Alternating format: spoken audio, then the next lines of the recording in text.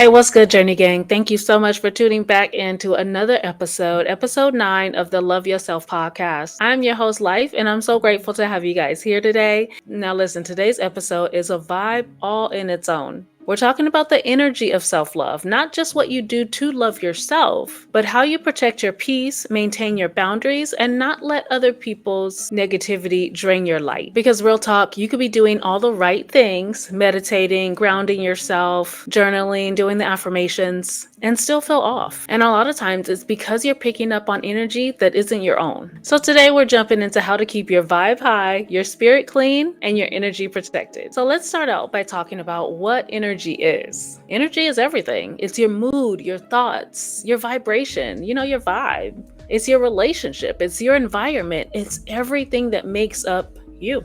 And when you love yourself, you start paying attention to what lifts you up and what brings you down. According to research in neuropsychology, emotions have measurable magnetic frequencies. High vibrations like states of joy or gratitude and love literally support your immune system, your nervous system, your focus, all of it. For example, you ever walk into a room where there's been some tension and you can feel it immediately? No one has to say anything. You just walk in and you're like, what just happened? What did I miss? That is the energy that I'm talking about. So here are some signs that your vibe needs protecting. You feel tired after spending time with certain people. You replay negative conversations long after they happen, and that's something I was really good at. I would add stuff and what I would have said if they had said this. Let's not do that. Let's be aware that we're doing that and cut that out right at the head. Or maybe you feel fine until you're scrolling social media. Then feelings of maybe jealousy or inadequacy come up. Maybe you're saying yes out of guilt or fear of rejection from your friends. And that doesn't feel joyous. That feels like a disturbance of your peace. So I want to tell you guys about a time when I was doing all the right things, or so I thought. I was journaling, I was meditating, I was doing my positive affirmations, but I felt like I was still drained. And I realized that it was because I had someone I was talking to on a regular basis that was constantly trauma dumping on me. This person never had anything good to say. It was always gossiping about someone else or complaining about their own life. Now, this took a toll on me. I tried to hold space for them. I couldn't choose them over my own peace. And one day I just hung up the phone and I started crying because I had absorbed so much energy. And that's when I knew, gotta cut the cord.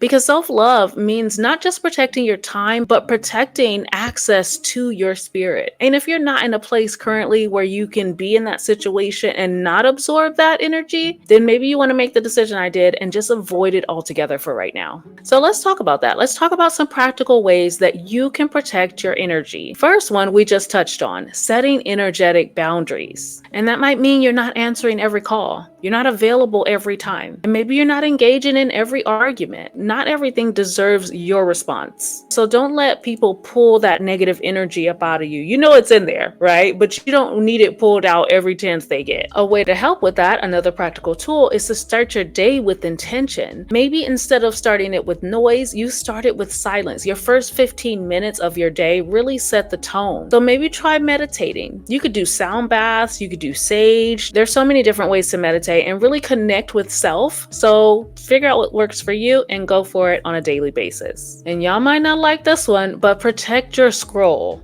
Curate your feed. If someone's content is constantly making you feel triggered, or maybe it's bringing you down, and maybe it's sad, maybe you're not jealous of them, but maybe it's constantly sad content. They're constantly talking about who RIP'd and all this other stuff that you just don't want to hear. Limit it. It's okay. You're not obligated to consume anyone's content, especially in exchange for your peace. And then check your own vibe. Sometimes you're the one bringing the storm. So ask yourself honestly, am I moving with love, fear, anger? What emotions are you moving with right now? Now I want to slow it down a little bit. I want you guys to grab your journal, or if you can't grab a journal right now, just reflect if you can. Let's answer these questions together. Where in my life is my energy leaking? Can you think of any scenarios, like maybe the ones that I talked about, where you know that this person, place, or thing is draining your energy? And if so, what boundaries do I need to set? How can I start slowly backing myself out of that situation? What or who do I need less of so that I can spend more time feeling like myself? We have to figure out individually what protecting our vibe actually looks like.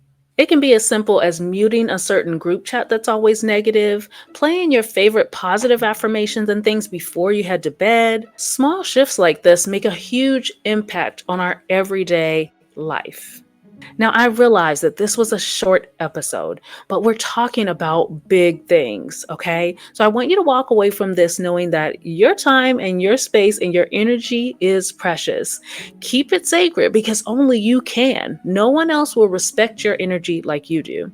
And self love is not just about bubble baths and journaling. If this episode spoke to you at all, I want you to share it if you feel led to. Leave your thoughts down in the comments, whether you're here on YouTube or on Spotify. And most of all, meet us back here in 2 weeks on June 19th. BDBGP will be my co host, and we will be talking about how self love means leaving the past in the past. So, again, thank you so much for watching today. I love you all for no reason at all. I'll see you soon.